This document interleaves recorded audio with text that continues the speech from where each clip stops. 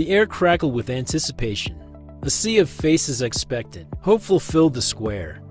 President Biden, his voice hoarse but resolute, addressed the crowd. This was Philadelphia, a city steeped in history, a city that had played a pivotal role in his ascent to the presidency. He was here to rally support. President Biden and Vice President Harris campaigned in Pennsylvania today in an effort to strengthen support for their re-election campaign among a key constituency, African Americans. President and Vice President launched a nationwide black voter outreach initiative while visiting Girard College in Philadelphia. President Biden devoted part of his remarks to criticizing former President Trump's record on race. It's the same guy who wanted to tear gas you as you peacefully protested George Floyd's murder. The same guy who still calls the Central Park Five guilty, even though they were exonerated. He's that landlord who denies housing applications because of the color of your skin.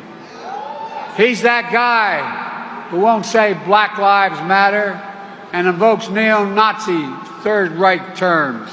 Biden's visit was more than just a campaign stop. It was a pilgrimage, a return to a community that had placed its trust in him. He needed to remind them why.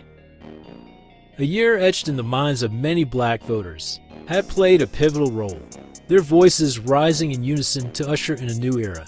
The energy, the hope had been palpable. But that was then, this was now. The political landscape had shifted.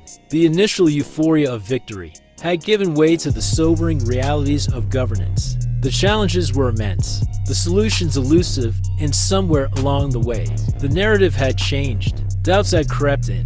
Some questioned whether their voices were truly being heard, whether their concerns were truly being addressed. The enthusiasm that had once propelled Biden to the White House seemed to be waning. He needed to recapture that spirit, to remind black voters why they had believed in him in the first place. The ghost of elections past loomed large. The specter of low voter turnout haunted his campaign strategists. They knew that apathy could be as dangerous as opposition. Biden had to convince black voters that their votes still mattered, that their voices still held power.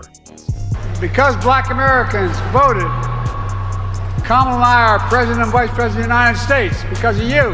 That's not hyperbole. Because you voted, Donald Trump is defeated former president. And with your vote in 2024, we're going to make Donald Trump a loser again. MAGA extremists ban books. Did you ever think if you're anybody over 30 years old, you'd go through a period where we're banning books in America? They're trying to erase black history. We're going to write black history because it's American history. The threat that Trump poses is greater in his second term than his first. It's clear that when he lost in 2020, something literally snapped in the sky. No, I'm serious. That's why January 6th happened, when he unleashed an insurrection. Now, he's running again, and he's clearly unhinged. Whispers of discontent rippled through the crowd. The economy, a constant worrying, loomed large. Inflation had squeezed their budgets, making it harder to put food on the table, to keep a roof overhead. Jobs, though plentiful, didn't always pay a living wage. The American dream felt increasingly out of reach. And then there was the issue of safety. Gun violence continued to plague their communities, stealing away loved ones, shattering lives. The fear was palpable, a constant shadow. They looked to Biden for solutions, for reassurance. Knowing that today in America, gun violence is the #1 cause of the death of the children of America. Not car accidents, not cancer, gun violence. We took on the issue knowing black Americans are 10 times as likely to be the victim of gun homicide.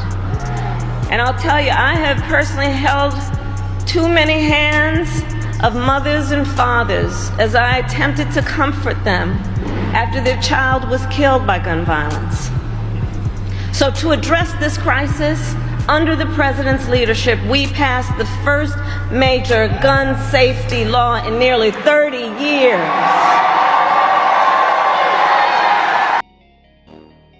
The political climate, too, had changed. The rise of political extremism, the erosion of voting rights, the attacks on their history and identity. All of it weighed heavily on their minds. They needed a leader who would stand up for them, who would fight for their rights, who would protect their democracy. Biden, they felt, had been slow to respond to these threats. His measured approach, once seen as a sign of stability, now felt like hesitancy. Black voters, their voices, a chorus of expectations made their demands clear. This wasn't just about party loyalty. This was about survival. This was about their place in the American story.